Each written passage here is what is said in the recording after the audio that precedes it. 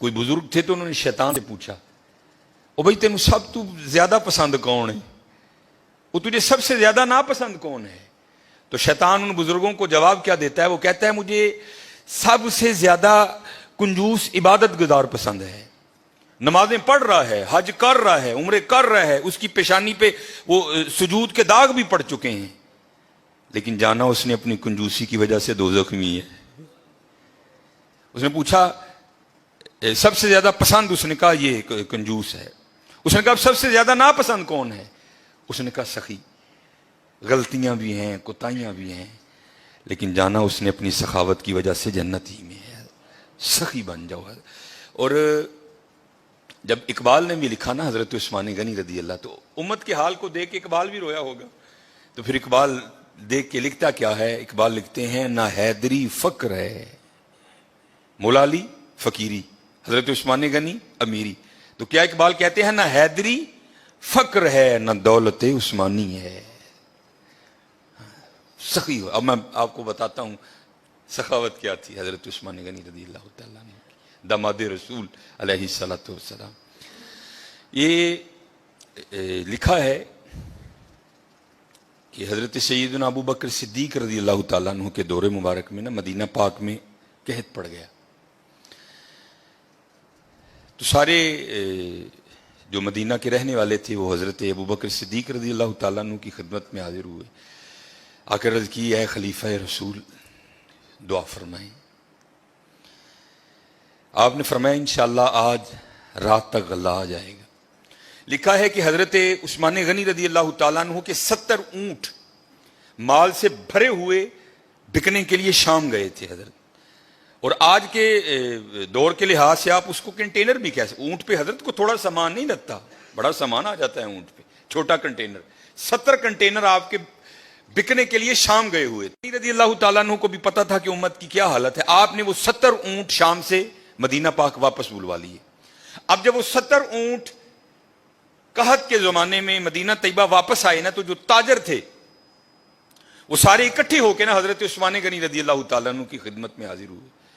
آ کے عرض کی اے عثمان قحط بھی پڑا ہے تو آپ کے 70 اونٹ بھی واپس آ گئے ہیں, تو بیچتے ہو؟ آپ نے مسکرا کر فرمایا کتنے گنا پر خریدو گے؟ عرض کی حضور 2 گنا. آپ نے فرمایا نہیں بیچوں گا. عرض کی حضور 3 گنا. آپ نے فرمایا نہیں بیچوں گا. عرض کی حضور 5 گنا. آپ نے فرمایا نہیں بیچوں گا. اب 5 گنا بڑا منافع تھا. تو تاجر حضرت عثمان غنی رضی اللہ تعالیٰ عنہ کی بارگاہ میں عرض کرتے ہیں اے عثمان بڑا منافع کا سودا ہے, اس سے زیادہ تمہیں کوئی نہیں دے گا, کر لو سودا. آپ مسکرا کر فرمانے لگے میں تو اسے بیچوں گا جو 10 گنا دے گا. اسے بیچوں گا جو 10 گنا دے گا. وہ تاجر آگے سے کہتے ہیں عثمان 10 گنا کون دے گا؟ تو آپ نے فرمایا کیا تم نے قرآن نہیں پڑھا؟ من جاء بالحسنہ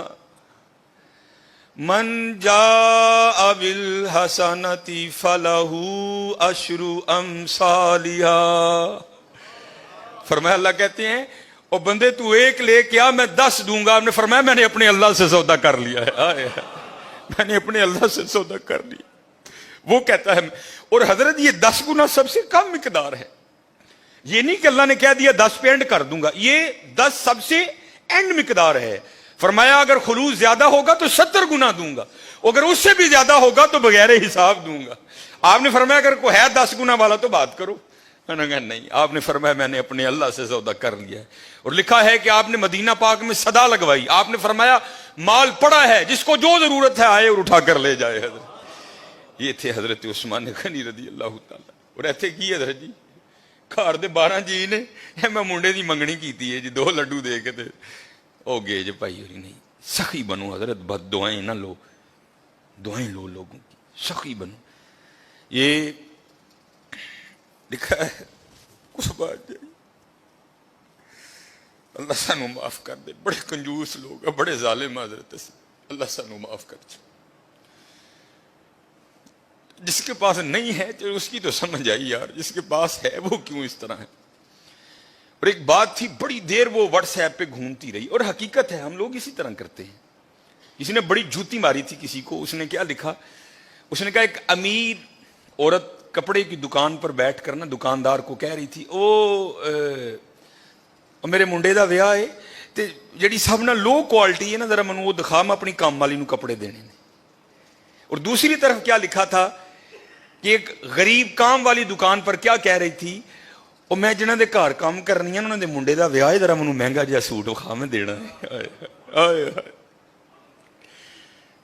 نہ حیدری فقر ہے نہ دولت عثمانی ہے، اور کنجوس نہ بنیو حضرت، کتی ظالم نہ بنیو، سخی بنیو، سخی بنیو حضرت۔ اللہ کو سخی بڑا پسند ہے۔ یہ اگر کوئی کو اس کا حوالہ دیں تو میں نے یہ بات کسی کتاب سے نہیں پڑھی۔ میں ایک دفعہ ایک ختم پر گیا، وہاں ایک بڑے بزرگ عالم دین تھے، انہوں نے یہ بات بیان کی، اس لیے مجھے حوالہ نہیں معلوم، لیکن بات بڑی مشہور ہے۔ یہ مدینہ پاک کا نا بڑا مشہور یہودی قبیلہ تھا بنو قریظہ، انہوں نے ایک وعدہ خلافی کی اور پھر سزا یہ آئی اللہ کی طرف سے کہ حکم دیا ان سب کی گردنیں اڑا دو۔ بنو قریظہ یہودیوں کا قبیلہ تھا، وہ سب کی گردنیں مار دی گئیں، نبی علیہ السلام موجود تھے، سب کی گردنیں اتاری گئیں۔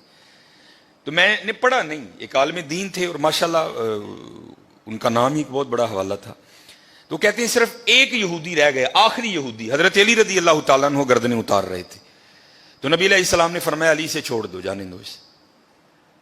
اب یہ نہیں کہ نعوذ باللہ من ذالک، کیونکہ ان کی شان تو یہی سمینا و اطعنا، کوئی اختلاف نہیں تھا، یہ تھا راز جاننے کے لیے۔ مولا علی رضی اللہ تعالیٰ عنہ نے نبی علیہ السلام کی بارگاہ میں عرض کی، اللہ کے رسول یہ بھی تو یہودی ہے، جو قصور انہوں نے کیا تھا اس نے بھی تو کیا ہے۔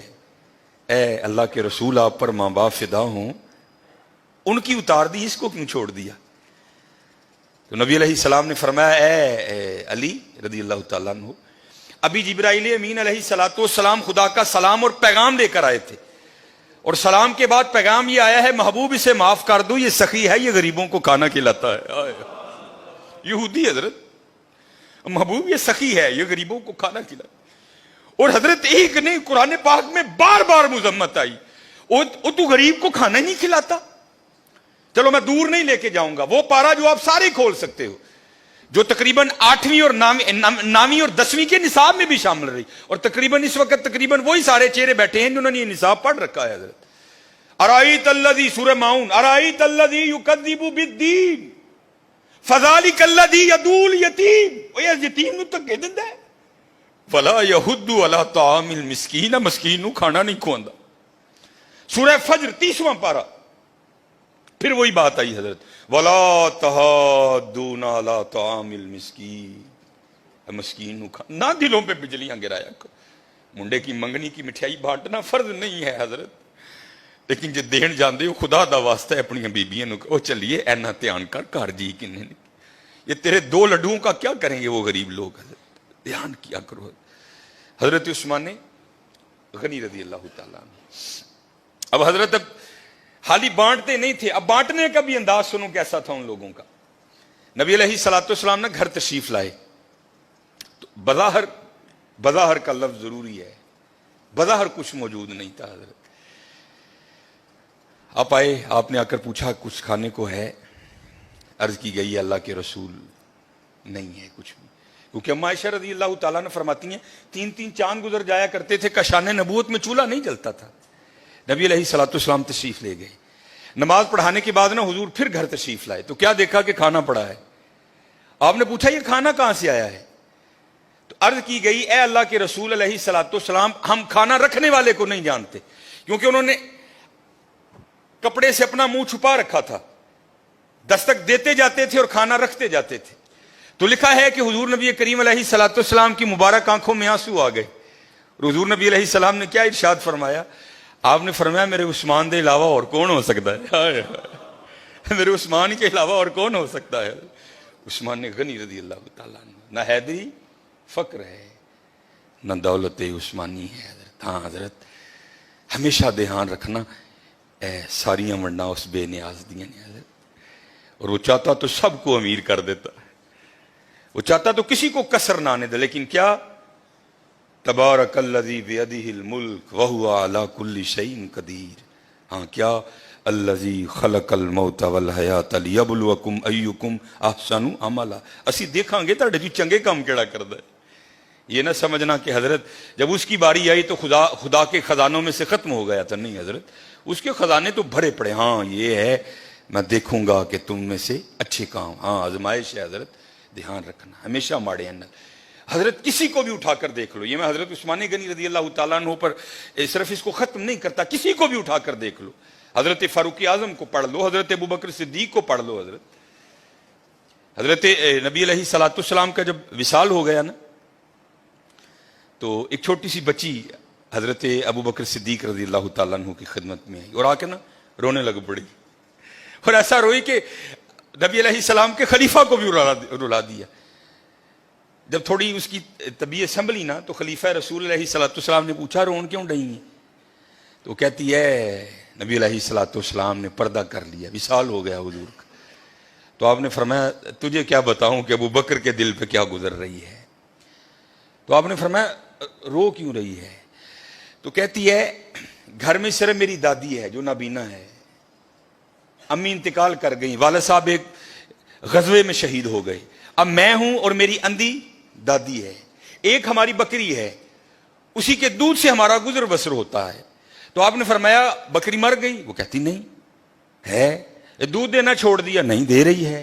تو آپ نے فرمایا رو کیوں رہی ہے؟ وہ کہتی دادی اندھی ہے، وہ تو دودھ نکال نہیں سکتی، میں چھوٹی ہوں مجھے نکالنا آتا نہیں. جب نبی علیہ الصلوۃ والسلام حیات تھے تو آپ روز آیا کرتے تھے اور ہمیں دودھ نکال کے دیا کرتے تھے. اور رو اس لیے رہی ہوں کہ حضور کا تو انتقال ہو گیا، اب دودھ کون نکالے گا. حضرت کو چھوٹا سا ناظم نہیں کسی علاقے کا، کوئی چھوٹا سا ایم اے نہیں ہے، ایم پی اے نہیں ہے، خلیفہ رسول ہیں حضرت، امیر المومنین ہیں، مسلمانوں کے دلوں کی دھڑکن ہے حضرت ابوبکر صدیق رضی اللہ تعالیٰ عنہ. کوئی عام شخصیت نہیں. حضرت ابوبکر صدیق رضی اللہ تعالیٰ عنہ نے حضرت علی کو مبارک دیا. آپ نے فرمایا علی مبارک ہو. مولا علی مشکل کشا رضی اللہ تعالیٰ عنہ نے پوچھا ابوبکر کاہے کی مبارک؟ آپ نے فرمایا میں نے نبی علیہ الصلوۃ والسلام کو کہتے ہوئے سنا کہ کل اللہ جل شانہ جنت کے پروانے علی کو عطا کرے گا، علی جس کو چاہے آگے دے. تو حضرت علی رضی اللہ تعالیٰ نے فرمایا ابوبکر آپ کو بھی مبارک ہو. حضرت ابوبکر نے پوچھا علی مجھے مبارک کس چیز کی دے رہے ہو؟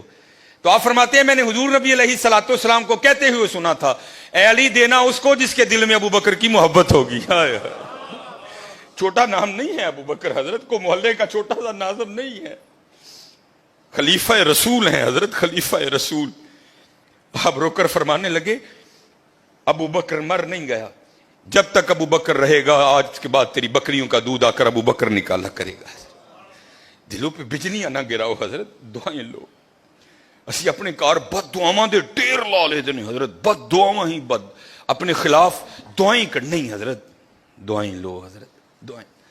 جس کو اٹھا کر دیکھو حضرت، جس کو پڑھ لو، تم کسی کو سخت نہیں پاؤ گے، تم ہر ایک کو اسی طرح کا پاؤ گے.